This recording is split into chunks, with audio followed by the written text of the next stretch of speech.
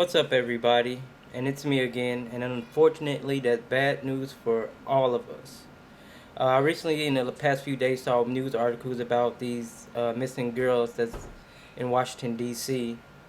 and it's the number is crazy, especially in 2017. It was hundreds of people missing in Washington D.C. of Black and Latino heritage.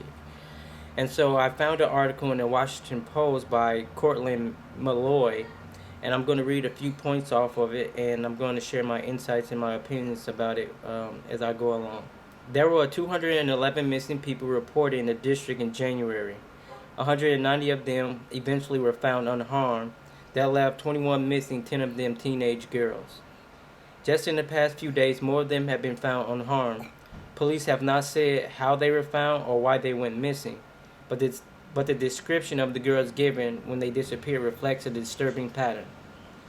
One was a 15-year-old who was last seen on January 10th on the 700 block of M Street.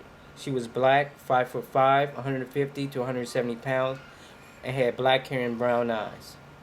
Another was 16-year-old that had last been seen on February 1st on the 4000 block of Livingston Road. She was black, about 5'7", 125 pounds, and had black hair and brown eyes. There was also a 14-year-old missing on February 2nd on the 1300 block of Saratoga Avenue. She was black, about 5'5", 130 pounds, and had black hair and brown eyes. Two other missing girls were 16 and 15 years old.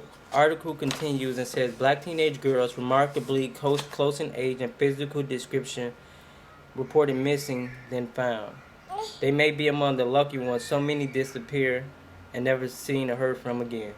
Chanel Dickinson, who recently became commander of the United States Washington, D.C. Police Youth and Family Service Division, said she was shocked by the number of missing children in the district. 211 people went missing in January, did not reflect the increase in cases. Dickerson said, just better reporting by families. While that may be true, it's far from reassuring. Few believe that the children are being snatched from the streets in mass, but they think that the children are in danger. Cheryl C. Crawford, a member of the Advisory Neighborhood Commission in Southeast Washington, said she believed that more black girls were getting involved in gangs and being forced into prostitution. What we need is a citywide alert about the dangers out here of how parents can protect their children. Crawford said residents are very worried. They are wondering if the city is taking this seriously. They say things like, if white girls were disappearing uptown, if white girls were disappearing uptown, there would be a statewide emergency. And of course it would. I mean, every time that it's major news stories about a missing person, it's a white female, and it's heard all around the country. But when black kids and black women and men go missing, which are in the hundreds of thousands have been going missing, almost as many in some cities, considering that we're such a small percentage of the national population, it should be alarming. It should be headline news. And we, as black people, we need to make that an issue and something that we should be concerned with, especially those of us who are parents. She also stated they have a point. If cars of a similar make and model were disappearing from the more affluent neighborhoods in our cities, there would probably be more outrage. Owners of the vehicles popular with these will be warned through various media outlets and automobile associations. And that's true, because I remember a few years ago when Buick, they made a list of all the types of cars and the years that were most popular to get stolen. It was like Fords and Buicks and all that.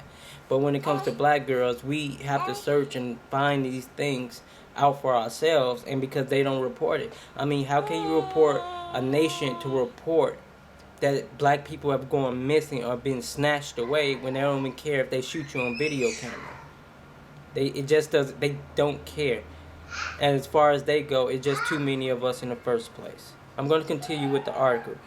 Dickinson told WJLA Channel 7 reporter Sam Ford that one of her priorities is to find out why the girls' sense of self-worth is so low that they will feel the need to run away. The fact that you assume that these girls have ran away is part of the problem. She also went on to say, I'm definitely soliciting assistance, especially for professional women, to just show these young girls that there are positive female role models. What the fuck does a role model have to do with missing children? Dickerson said police have not seen a link between missing girls and sex trafficking, while others do. Of course, the police wouldn't see a link between sex trafficking, because I guarantee you those in law enforcement work hand in hand with the sex trafficking. You can't be a successful sex trafficking industry or network if you don't have politicians and people in law enforcement in there with you, working hand in hand with you. This is no secret. We know what goes on. We know that sex trafficking, not only around the world, but here in the U.S., is huge business. That's why so many kids, especially those of color, go missing. Not to even mention the fact that they sell organs. Look up the number of black people missing that were found dead with their organs missing. Black bodies are worth hundreds of thousands of dollars, and this is something that's not really talked about. But we're going to begin on my channel and others that I know. We're going to begin to talk about these issues, because we have to be more aware and careful in watching our children. We have to be sure that they're inside at the right time. We have to be sure that they're in a place that we can see them, and we have to check on them often. We can't just let our kids, not even our teenagers, go outside and just assume things will be okay. Because when you assume things will be okay, that's when bad things happen.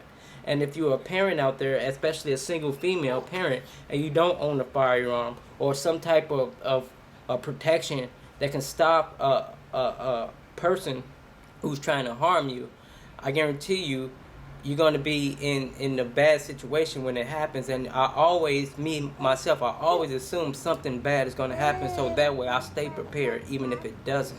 And some of you out there are against having guns, but I guarantee you there's no rape victim out there who don't wish she had a gun while she was being raped.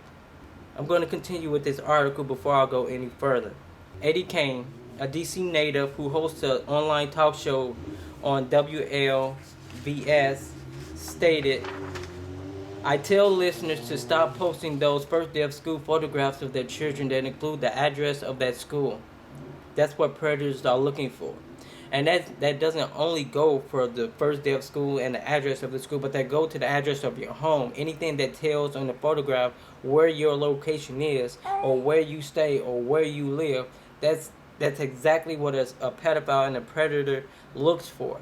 Because there have been situations and instances where a parent will go check on their kid at midnight and they were asleep, and then they wake up about 4 a.m. to realize that their child's window is open and that their kid is gone. Get to the point to where they would just simply snatch your baby out of your hand. And this is one thing I'll need to tell black women who say they're independent, that they don't need a man. When you say that you don't need a man, you basically giving up your right for protection. And no knowledgeable or sane individual would just say, no, I don't need no form of protection.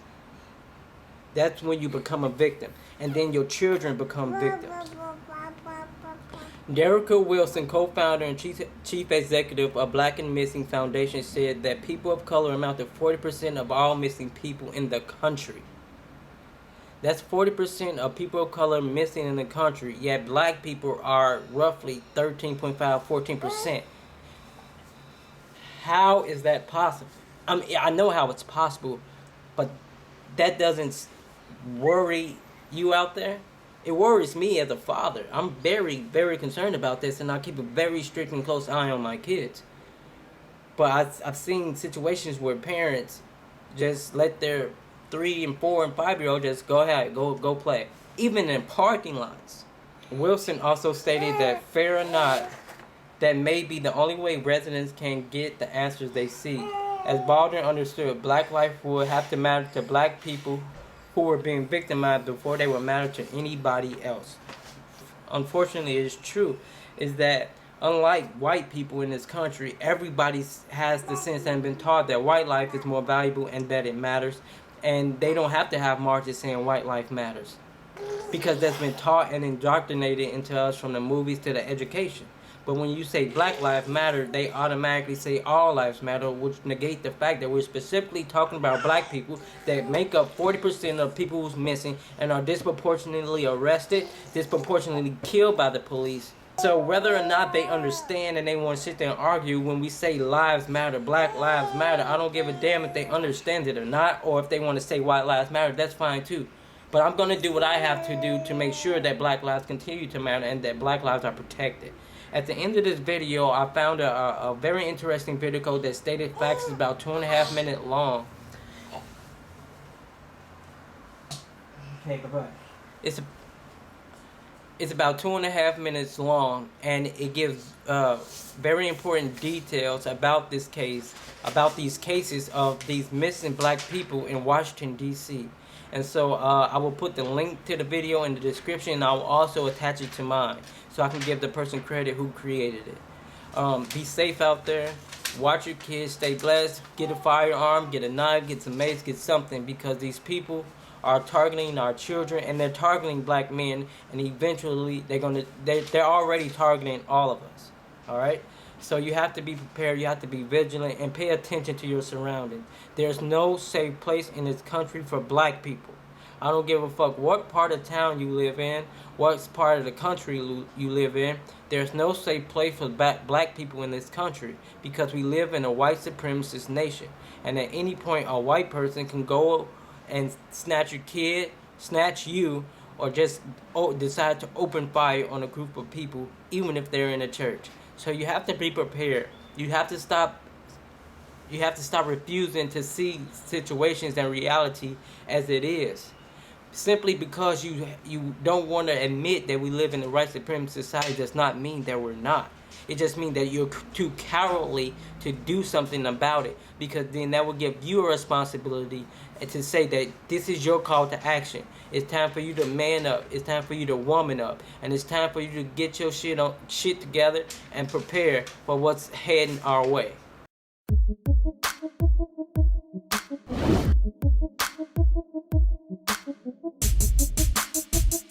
This year we received 708 missing persons reports, of which 674 have been closed and 34 remains open.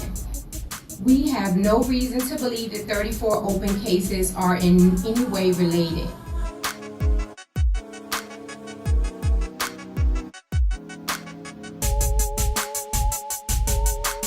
I have made it a priority to give the same level of attention to each and every case. Part of that strategy has been to increase the amount of exposure these cases receive through social media and press releases. We all recognize that when someone is missing, there's a risk that they're in danger or need our help.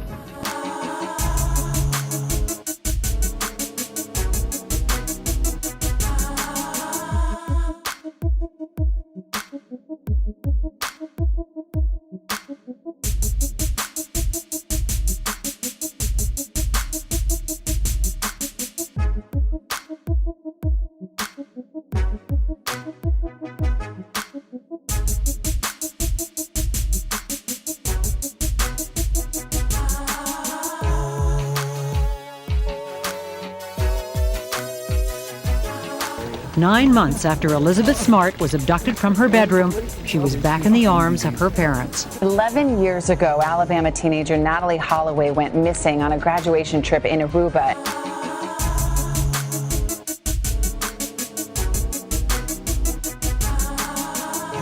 I can't tell you how many stories I saw about Elizabeth Smart, and I can't tell you how many network news hits there were about Chandra Levy or about the disappearance of Natalie Holloway.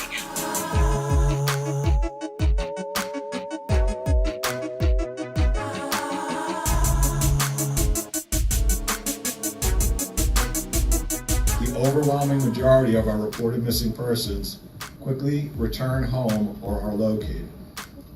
So far in 2017, 95% of our cases have been closed.